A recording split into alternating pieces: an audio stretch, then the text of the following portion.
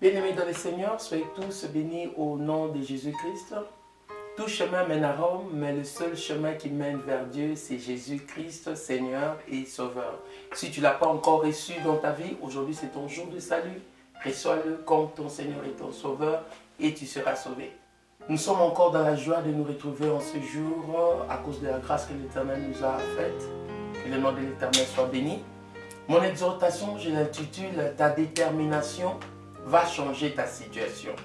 Ta détermination va changer ta situation. Des fois, dans la vie, quand nous faisons face aux obstacles, quand nous faisons face aux difficultés, nous abandonnons vite. Mais Dieu nous apprend à être des personnes qui sont déterminées, des personnes qui n'abandonnent pas, des personnes qui vont prier jusqu'à l'exaucement, des personnes qui vont prier jusqu'à ce qu'ils vont voir la main de Dieu agir. Amen. Alors nous allons lire dans le livre de Matthieu 15, 21 à 25. Matthieu 15, 21 à 25. Ici c'est l'histoire de la femme cananéenne. Cette femme, elle était cananéenne. Cette femme, elle avait un problème qui était permanent dans sa vie. Cette femme, elle avait un enfant qui était malade, ou bien un enfant qui était possédé, ou bien un enfant qui était tourmenté par les démons. La Bible ne l'a pas clarifié, mais sûrement qu'elle a fait tout ce qu'elle pouvait. Sûrement elle est allée chez plusieurs docteurs, sûrement qu'elle est allée par-ci, par-là pour essayer de trouver la situation à ces problèmes qui étaient là dans sa vie. Elle s'est réveillée avec le problème, elle dormait avec le problème. Le problème était là. L'enfant était malade, l'enfant était tourmenté par les démons. Sûrement qu'elle avait entendu que Jésus-Christ était le Dieu qui guérissait. Alors un jour, quand elle a entendu les gens crier « Jésus, Jésus, Jésus », elle a couru, elle a crié aussi « Fils de David, aie pitié de moi.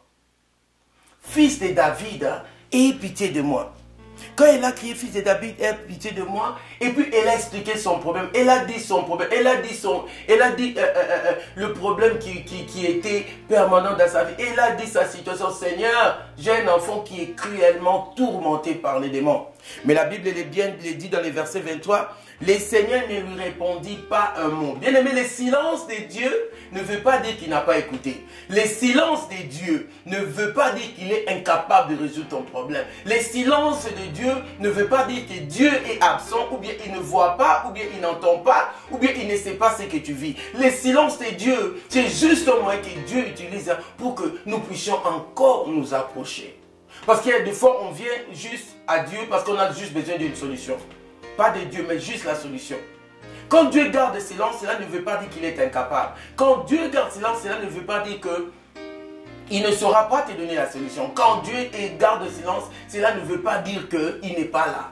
Le Seigneur avait écouté la prière de cette femme. Le Seigneur avait écouté la prière de la femme, mais il n'a pas dit un mot.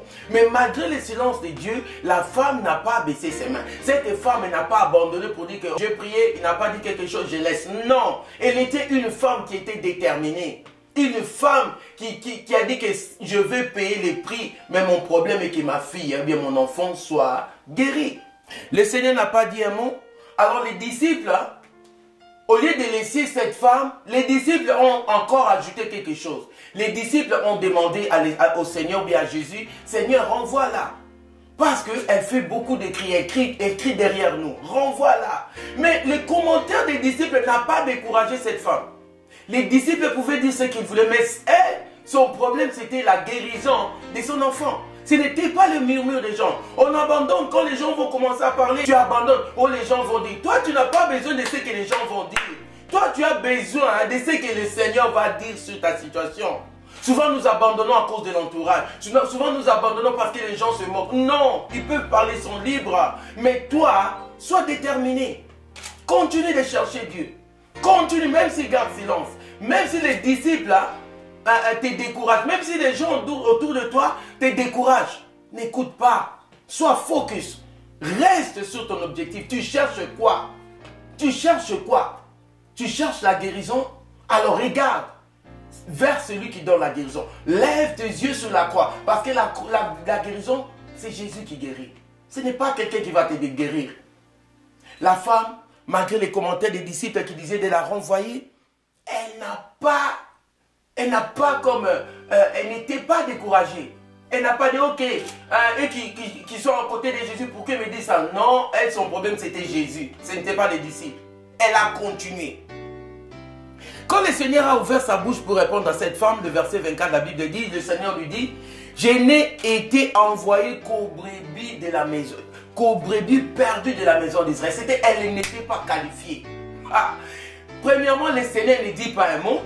Deuxièmement, les disciples demandent à Jésus de renvoyer cette femme.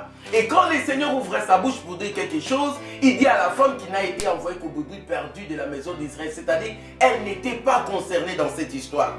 Mais bien aimé, malgré cette réponse, malgré toutes choses, la femme n'a pas baissé ses mains. La femme était déterminée.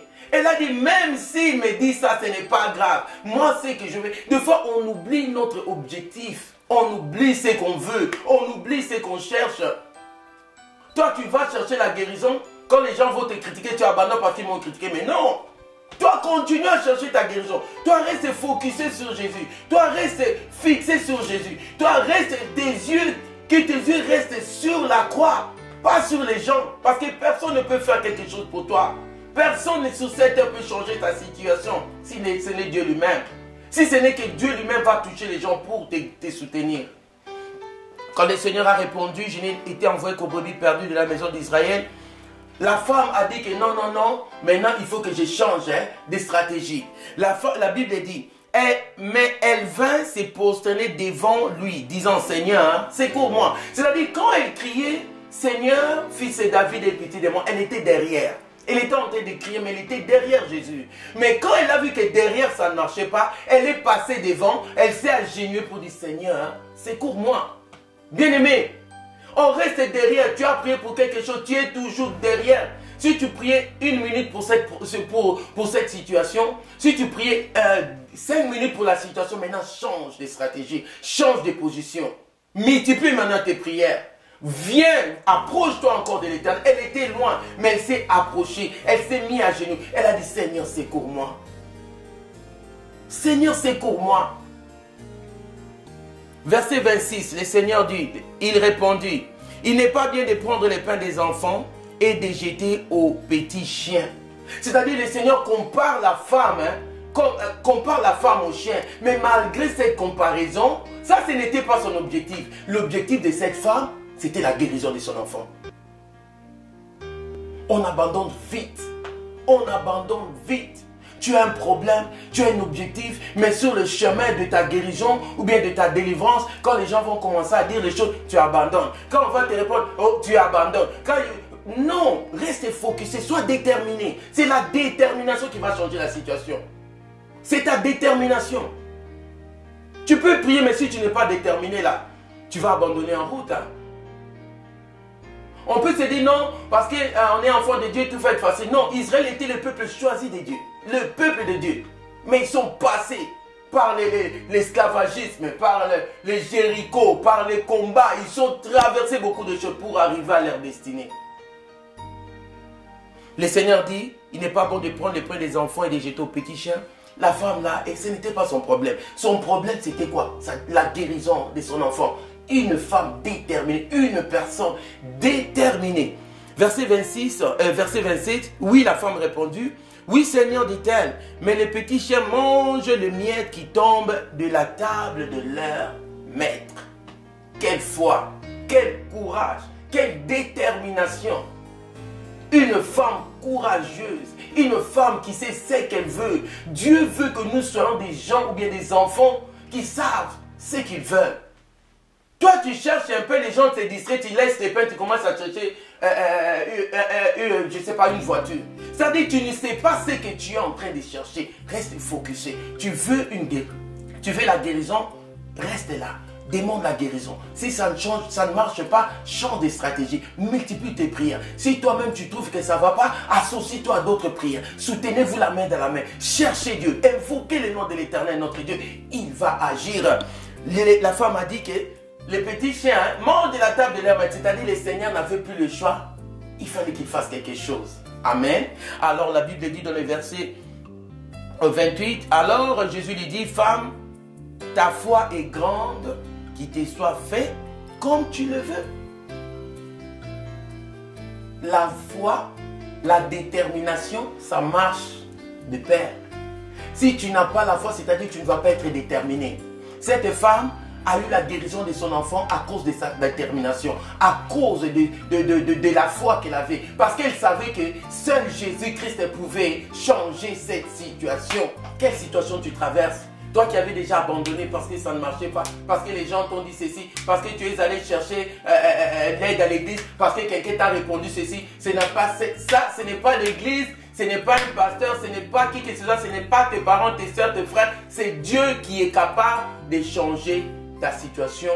Sois déterminé, lève tes yeux vers Jésus, il va te donner ta solution. Que Dieu vous fasse du bien et qu'il vous